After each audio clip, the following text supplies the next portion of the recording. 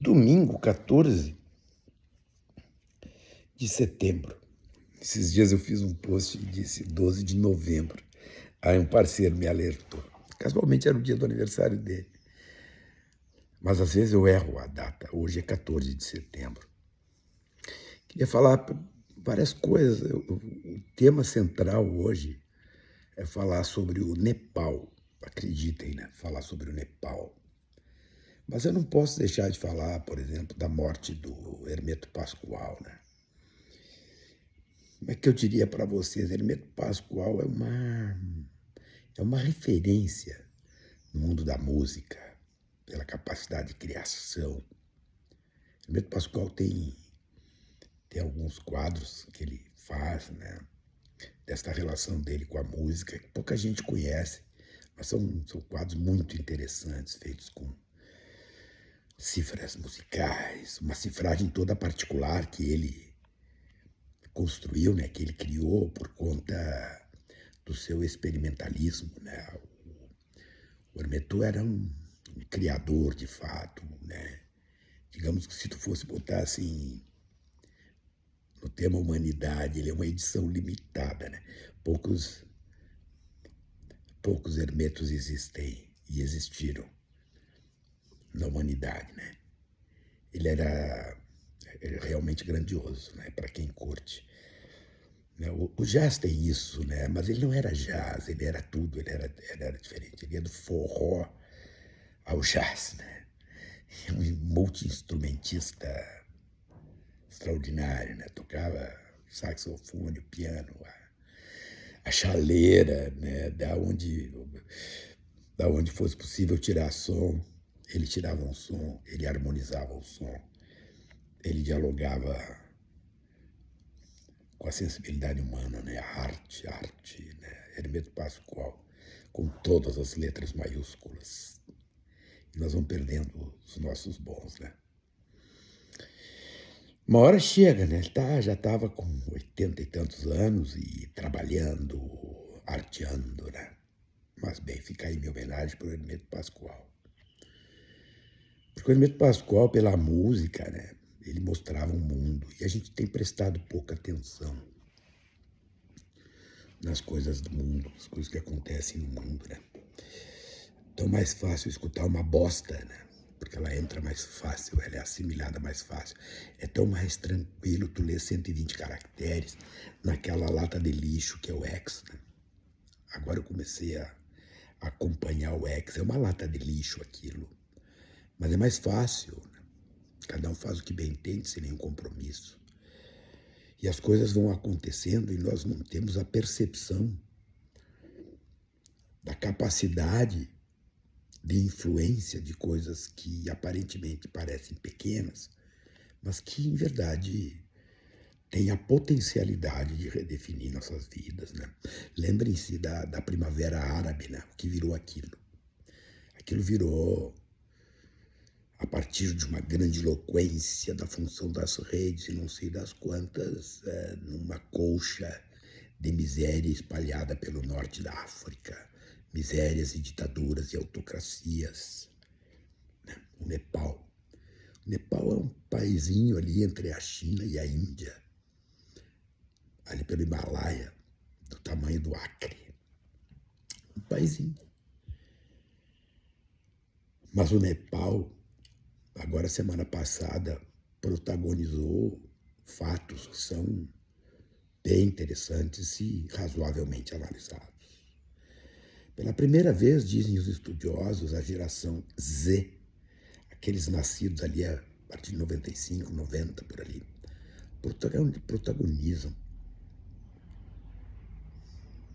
vamos botar assim, a desestruturação real do Estado. Incendiaram o parlamento, incendiaram a Suprema Corte, incendiaram a casa onde vivia a ex-primeira-dama, mataram a ex-primeira-dama, 51 mortos, mais de 1.300 feridos. Um troço complicado, né? Um país com uma desigualdade social muito grande, muito forte, onde os despossuídos que estão nessa geração Z, com condimentos de desesperança, se rebelam contra o poder instituído. Um país de altíssimas desigualdades. Ali existe uma casta de hiperricos que ostentava frente aos que nada têm a sua hiperriqueza. O que sobrava, e aí vem o interessante, para este povo despossuído, as redes sociais. Era a forma como eles tinham e têm de se relacionar e se manifestar. Lá pelas tantas, processos de regulação sobre as big techs, que precisam vir, a regulação sobre as big techs precisam vir. Não tem como não vir. Produz nesta gente a retirada da voz. E aí se retoma aquele grande eixo conceitual chamado liberdade de expressão, que não é absoluta, não deve ser absoluta, não pode ser absoluta. Se retira desta geração a capacidade de livremente se relacionar. Como é que eles fazem isso? Por Facebook, Instagram, TikTok, mais de 20 aplicativos de relacionamento que existem por aí. Que simplesmente o país entrou em polvorosa. E polvorosa violenta. Porque isso é uma outra coisa que vem para a mesa e esse episódio do Nepal consegue demonstrar com todos os elementos. Grosso modo, o que é a democracia ocidental? É aquilo que a gente foi lá na Grécia e deu aquela chupadinha, né? Um espaço público, uma presunção de racionalidade e um desejo de resolver problemas comuns neste ambiente público, precedido de regras racionais capazes de gerar vinculação àqueles que vivem neste ambiente pré-definido.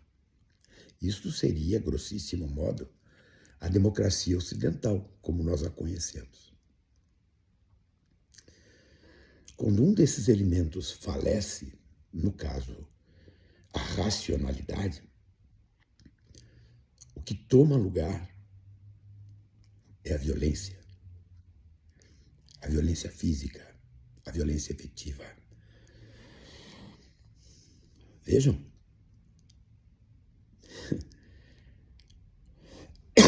nós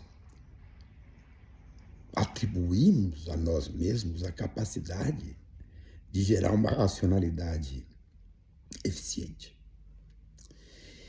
E exigimos de nós mesmos o convencimento de que esta racionalidade, esta composição de interesses, pode sim andar na direção de um espaço onde todos possamos sobreviver sem a eliminação do outro. Façam um corte, saiam do Nepal e vão para os Estados Unidos. Meses atrás, 2 deputados democratas foram assassinados pelo fato de serem democratas. A Trezontonte, como se diz aqui no meu interior, um republicano jovem, um jovem de 31 anos, 32, foi morto pelo fato de ter um posicionamento político. O que é isso? Isso é abandonar o espaço da racionalidade e abandonar a chamada esfera pública para a composição das nossas divergências e partir diretamente para a eliminação do outro. Fecha o corte e volta para o Nepal. Olha o tamanho do que aconteceu lá. 51 mortos, 1.300 feridos. Parlamento, governo, sede de governo, as ruas, incêndios, etc. E tudo construído a partir de um elemento, de uma amálgama de violência que se costura por intermédio das redes sociais. Moral da história, se nós não prestarmos atenção no que está acontecendo nesta quadra, o nosso futuro vai ser muito primavera árabe.